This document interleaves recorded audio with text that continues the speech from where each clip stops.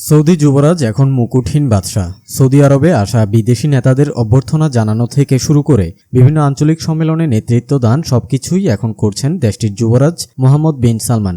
অন্যদিকে সৌদির অশীতিপর বাদশাহ সালমান ক্রমেই আড়ালে চলে যাচ্ছেন, ফলে আনুষ্ঠানিকভাবে দায়িত্ব না পেলেও যুবরাজই হয়ে উঠছেন সৌদির মুকুটবিহীন বাদশাহ। বার্তা সংস্থার এএফপির এক বিশ্লেষণে একথা বলা হয়েছে। সৌদির বাদশাহ সালমানের বয়স এখন প্রায় ৮৬ বছর। তার স্বাস্থ্যগত অবস্থা নিয়ে উদ্বেগ রয়েছে। তিনি এখন আর খুব একটা জনসম্মুখে আসেন না। তার ছেলে ৩৬ বছর বয়সী যুবরাজ মোহাম্মদ বিন সালমানই এখন বাবার পক্ষে সব গুরুত্বপূর্ণ কাজ সামলান। বাদশাহর হয়ে বিভিন্ন গুরুত্বপূর্ণ বৈঠকে উপস্থিত থাকেন তিনি। বিশিষ্ট ব্যক্তিদের অভ্যর্থনা জানানোর কাজটি তিনিই করেন। ২০১৭ সালের জুনে সিংহাসনের পরবর্তী উত্তরসূরি হিসেবে মনোনীত হন যুবরাজ মোহাম্মদ বিন সালমান। মূলত এরপর থেকেই তিনি সৌদির কার্যত নেতা হিসেবে বিবেচিত হচ্ছেন। যুবরাজ মোহাম্মদ বিন সালমানকে এখন বিভিন্ন বিদেশি নেতার সঙ্গে বৈঠক করতে দেখা যাচ্ছে। চলতি ডিসেম্বর মাসের শুরুর দিকে তিনি ফরাসি প্রেসিডেন্ট ইমানুয়েল মাখোর সঙ্গে বৈঠক করেন। গত মঙ্গলবার উপসাগরীয় সহযোগিতা পরিষদের সম্মেলনে নেতৃত্ব দেন যুবরাজ মোহাম্মদ বিন সালমান। বার্ষিক এই সম্মেলনে সাধারণত সৌদির বাদশাহ সালমান নেতৃত্ব দিতেন। সম্মেলনে আগত বিদেশি অতিথিদের অভ্যর্থনা জানানোর কাজটিও তিনিই করতেন। তবে এসব অনুষ্ঠানে এখন আর তাকে দেখা যায় না। কার্নেগি এন্ডোমেন্ট ফর ইন্টারন্যাশনাল পিচের ইয়াসমিন ফারুক এএফপিকে বলেন, অতীতে দেখা যেত সৌদি বাদশাহরা যখন অসুস্থ থাকতেন তখন তার বদলে বিভিন্ন বৈঠক সম্মেলনে সভাপতিত্ব করতেন যুবরাজই বিভিন্ন দেশের প্রেসিডেন্টদের সঙ্গে বৈঠক করতেন। তবে এখন নতুন যে বিষয়টি দেখা যাচ্ছে তা হলো বাদশাহ তার সব দায়িত্ব পরিপালন করার পরও রাষ্ট্রীয়ভাবে ও সংবাদ মাধ্যমে যুবরাজের ভূমিকাকে জোরালো করে প্রচার করা হচ্ছে। করোনা মহামারী ছড়িয়ে পড়ার পর বাদশাহ সালমান নিয়ম শহরে থাকছেন। লোহিত সাগর তীরে মেগা শহরটি অবস্থিত। ২০২০ সালের মার্চে রিয়াদে যুক্তরাজ্যের তৎকালীন পররাষ্ট্রমন্ত্রী ডমিনিক রাবের সঙ্গে বৈঠক করেছিলেন বাদশাহ সালমান। কোনো বিদেশি নেতার সঙ্গে বাদশাহ সালমানের এটাই ছিল সবশেষ বৈঠক। তিনি সবশেষ বিদেশ সফরে গিয়েছিলেন ২০২০ সালের জানুয়ারিতে। ওমানের সুলতান কাবুসের মৃত্যুতে সমবেদনা জানাতে তিনি দেশটিতে গিয়েছিলেন। যুবরাজ নিজেকে উদারপন্থী হিসেবে প্রতিষ্ঠিত করতে চাইছেন। সৌদি সমাজ ব্যবস্থায় তিনি বিভিন্ন সংস্কার আনছেন। নারীদের গাড়ি চালানো ও সরকারি চাকরি করার অনুমতি দিয়েছেন। বিনোদনের জন্য দেশের বিভিন্ন জায়গায় বিনোদন কেন্দ্র চালু করেছেন। পর্যটক ও বিদেশি বিনিয়োগকারীদের জন্য সৌদির দুয়ার খুলে দিয়েছেন যুবরাজ। এই পদক্ষেপের মধ্য দিয়ে তিনি বিশ্বের সবচেয়ে বড় তেল রপ্তানিকারক দেশ সৌদির অর্থনীতিতে বৈচিত্র্য আনার চেষ্টা করছেন। এসব পরিবর্তনের পাশাপাশি যুবরাজের বিরুদ্ধে সৌদি আরবে ভিন্ন মতাবলম্বীদের ওপর ধরপাকড় ও নাগরিকদের বাকস্বাধীনতা দমনের অভিযোগ রয়েছে। ২০১৮ সালে তুরস্কের ইস্তাম্বুলে সৌদি কনসুলেটে সাংবাদিক জামাল খাশোগি হত্যার ঘটনায় যুবরাজ মোহাম্মদ বিন সালমানের আন্তর্জাতিক ভাবমূর্তি দারুণভাবে ক্ষুণ্ণ হয়। বাদশাহ সালমানের চেয়ে যুবরাজ অনেক বেশি ইসরায়েলের সঙ্গে ঘনিষ্ঠ হয়েছেন। তিনি সৌদির আকাশসীমা দিয়ে ইসরায়েলি উড়োজাহাজ চলাচলের অনুমতি দিয়েছেন।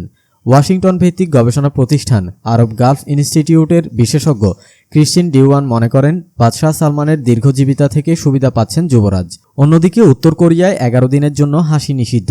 উত্তর কোরিয়া দেশটির সাবেক প্রেসিডেন্ট কিম জং ইলের মৃত্যুবার্ষিকী উপলক্ষে আগে থেকে জিন্স প্যান্ট পরা, স্টাইল করে চুল কাটা কিংবা কান ফোটানো নিষিদ্ধ করেছিল। এবার দেশটির প্রেসিডেন্ট কিম জং উন ১১ দিনের জন্য দেশ জুড়ে হাসি নিষিদ্ধ করলেন। অ্যাসোসিয়েটেড প্রেসের খবরে বলা হয়েছে, শুক্রবার উত্তর কোরিয়ার সাবেক নেতা কিম জং ইলের ১০ম মৃত্যুবার্ষিকী। তার প্রতি শোক জানাতে পিয়ংইয়ং কর্তৃপক্ষ এই সিদ্ধান্ত নিয়েছে। এপির খবর অনুসারে কিম জং ইলের ১০ম মৃত্যুবার্ষিকীতে ১১ দিনের জন্য দেশ জুড়ে হাসি নিষিদ্ধ করছে কিম জং উন প্রশাসন।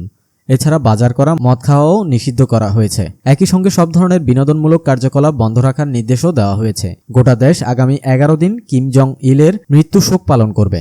তাই ওই সময়ে কোনো শেষকৃত্য করা যাবে না, জন্মদিনও পালন করা যাবে না। প্রশাসনের পক্ষ থেকে এসব নির্দেশ সংবলিত আদেশে বলা হয়েছে, ১১ দিন এসব নিয়ম ভাঙলে দেশটির বাসিন্দাদের কঠোর শাস্তির মুখে পড়তে হবে। শোকের এই দিনগুলোতে উত্তর কোরিয়ার সাবেক এই নেতার নানা কর্মকাণ্ড প্রদর্শনীর মাধ্যমে দেশবাসীর সামনে তুলে ধরা হবে। নাম প্রকাশে অনিচ্ছুক একটি সূত্র গণমাধ্যমে বলেন, তাদেরকে বলা হয়েছে শোক পালনের এই সময়ে কোনো পরিবারের সদস্য মারা গেলে উচ্চস্বরে কাঁদা যাবে না। শোক পালন শেষ হয়ে গেলেই কেবল মৃতদেহ বের করা যাবে। কিম জং ইল কিম পরিবারের দ্বিতীয় শাসক। দীর্ঘ ১৭ বছর যাবৎ তিনি উত্তর কোরিয়া শাসন করেন।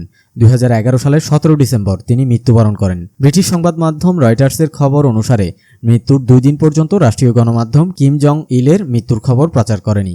একই সাথে উত্তেজনার মধ্যে রুশপন্থীদের হামলায় ইউক্রেনের সেনা নিহত। রুশপন্থী বিচ্ছিন্নতাবাদী গোষ্ঠীর হামলায় ইউক্রেনের এক সেনা নিহত হয়েছেন। দেশটির পূর্ব দনবাস অঞ্চলে এই ঘটনা ঘটে। ইউক্রেনের সেনাবাহিনী এক বিবৃতির মাধ্যমে এই তথ্য নিশ্চিত করেছে। বিবৃতিতে সেনাবাহিনী বলেছে, বৃহস্পতিবার রুশপন্থী বিচ্ছিন্নতাবাদীরা অন্তত 5 বার যুদ্ধবিরতি লঙ্ঘন করেছে। তারা দনবাস অঞ্চল সহ পিস্কি, জলতোয়া, ট্রাভনেভ, পাভলোপিল এবং নভলুগান্সকা অঞ্চলে এই যুদ্ধবিরতি লঙ্ঘন করেছে। তুরস্কের সংবাদ সংস্থা আনাদোলু এজেন্সির খবরে বলা হয়েছে, ইউক্রেন সীমান্তে রাশিয়ার সেনা সমাবেশ কেন্দ্র করে যুক্তরাষ্ট্রসহ পশ্চিমা দেশগুলোর সঙ্গে উত্তেজনার মধ্যে এই ঘটনা ঘটল। চলতি বছর রাশিয়া দ্বিতীয়বারের মতো ইউক্রেন সীমান্তে লক্ষাধিক সেনা, সাজোয়া যানসহ সামরিক সরঞ্জামাদি জড়ো করে। কিয়েভ ও পশ্চিমা দেশগুলোর অভিযোগ, রাশিয়া ইউক্রেনে হানা দিতেই এই সৈন্য সমাবেশ করেছে। যদিও রাশিয়া অভিযোগ অস্বীকার করে বলছে, নিজ দেশের সীমানা সুরক্ষিত করতেই তাদের এই উদ্যোগ। গত সপ্তাহে ইউক্রেন নিয়ে মার্কিন প্রেসিডেন্ট জো বাইডেন ও রাশিয়ার প্রেসিডেন্ট ভ্লাদিমির পুতিন এক ভিডিও কনফারেন্সে যুক্ত হন। 2 ঘণ্টাব্যাপী আলোচনায় প্রেসিডেন্ট পুতিন পশ্চিমা সামরিক মিত্র জোট ন্যাটো তার দেশের জন্য নিরাপত্তা ঝুঁকি তৈরি করছে বলে সতর্ক করেন। অন্যদিকে বাইডেন পুতিনকে বলেন, রাশিয়া ইউক্রেনে হানা দিলে তার দেশ বসে থাকবে না। সকলকে ধন্যবাদ। সকল ধরনের খবরের আপডেট পেতে চ্যানেলটি সাবস্ক্রাইব করুন।